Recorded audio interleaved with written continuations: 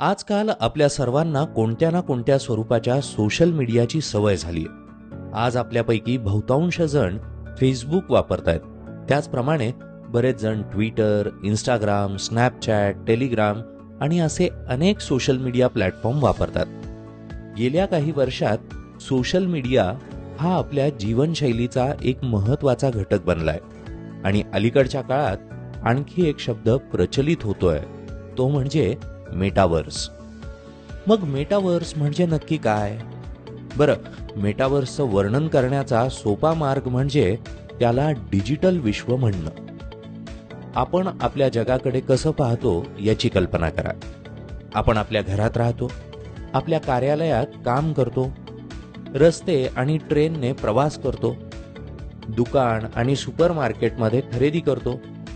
आता या सर्वाची डिजिटल किंवा आभासी मार्गाने कल्पना करा. जिथे तुम्ही तंत्रज्ञानाचा वापर करून संगणकीय जगामध्ये प्रवेश करू शकता आणि ते वास्तविक जगासारखंच दिसतं. मग आपण याची कल्पना कशी करू शकतो? बरं, आपण एक साधं उदाहरण पाहूयात. एखाद्या व्हिडिओ गेमची कल्पना करा. विशेषतः PUBG सारखा गेम जेव्हा आपण खेळत असतो त्यात आपल्याला जमीन, इमारती, कार, झाडं आणि अशा बऱ्याच गोष्टीसह संपूर्ण जग दिसतं, बरोबर? पण हे सर्व तुमच्या मोबाईल किंवा कम्प्युटर स्क्रीनवर असतं. आता कल्पना करा की तुम्ही अशा गेमच्या आत आहात आणि तुम्हाला जे दिसेल त्यालाच मेटावर्स म्हणतात.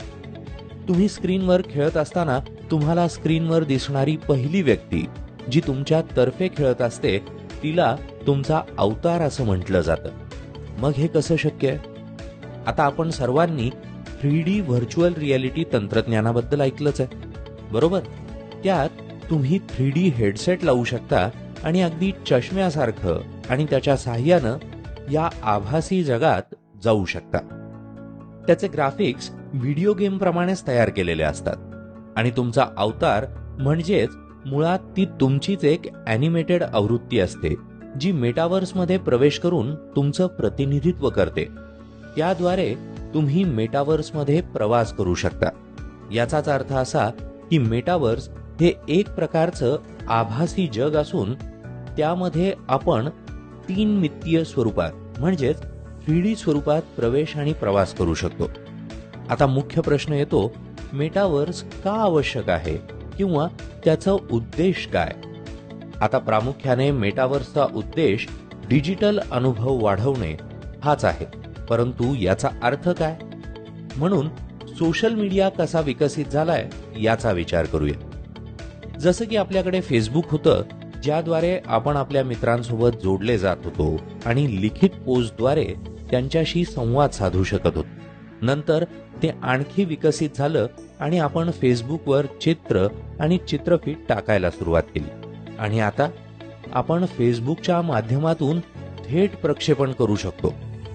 मुळात तुम्ही जगाच्या कोणत्याही कोपऱ्यात असलात तरीही फेसबुक थेट प्रक्षेपणच्या साहाय्याने तुम्हाला तुमच्या मित्र आणि फॉलोअर्स पर्यंत प्रसारित करतं.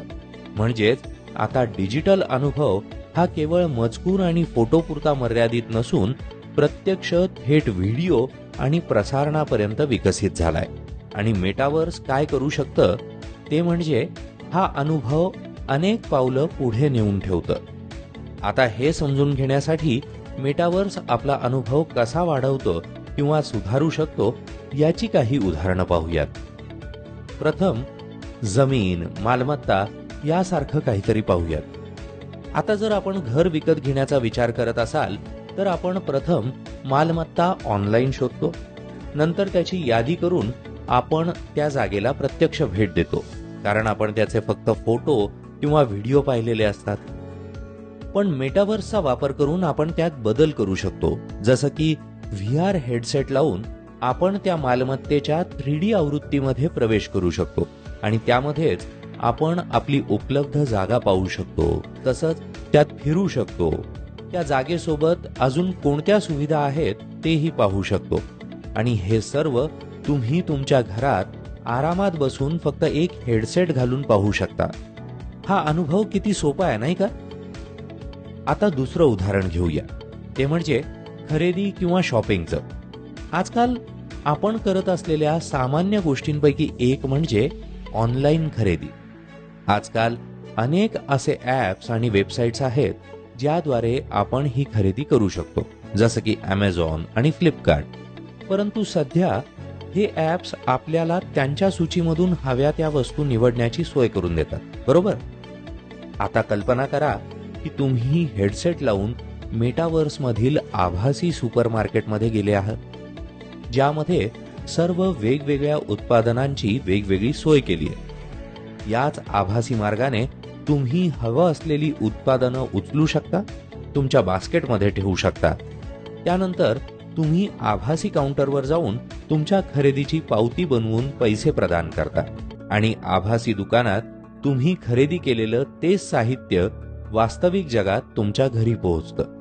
या गोष्टीची कल्पनाच किती आरामदायी आणि आनंददायी वाटते नाही का?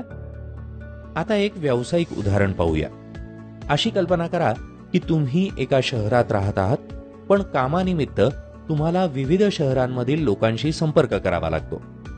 सध्याच्या काळात आपण हे सर्व दूरध्वनी, तांत्रिक चिठ्ठी जसं की ईमेल किंवा त्यापुढे जाऊन व्हिडिओ कॉलच्या साहाय्यानं करतोय.